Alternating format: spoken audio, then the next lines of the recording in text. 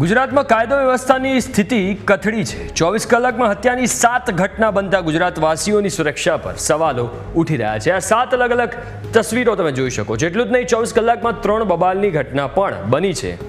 પાટણની વાત કરીએ, પાટણમાં પ્રેમી યુગલે યુવતીને મૃત જાહેર કરવા વૃદ્ધનું કાસળ કાઢી નાખ્યું। તો અમદાવાદમાં પ્રેમીએ પોતાની જ પ્રેમિકાને મોતને ઘાટ ઉતારી દીધી। બીજી તરફ સાબરકાંઠામાં પિતાએ પોતાના જ પુત્રની હત્યા કરી। ત્યારે સવાલ થાય કે કઈ દિશામાં આપણો સમાજ જઈ રહ્યો છે। ગોંડલમાં જમીન પ્રકરણ લોહિયાળ બન્યો। બીજી તરફ ગીર સોમનાથ, સુરેન્દ્રનગર અને વાપીમાં પણ હત્યાની ઘટનાઓ સામે આવતા પોલીસ તંત્ર પણ દોડતું થયું છે। તો સાબરકાંઠા જૂથ અથડામણ, પાલનપુરમાં અસામાજિક તત્વોનો ત્રાસ અને વડોદરામાં જમાઈએ સસરા પર હુમલો કર્યાની ઘટના પણ બની છે। ત્યારે સવાલ થાય કે શું આ આપણું ગુજરાત છે? પોલીસની કડક કાર્યવાહી છતાં ગુજરાતમાં વધતી ગુનાખોરી જો બંધ નહીં થાય તો આ ગુજરાતને મિર્ઝાપુર બનતા વાર નહીં લાગે।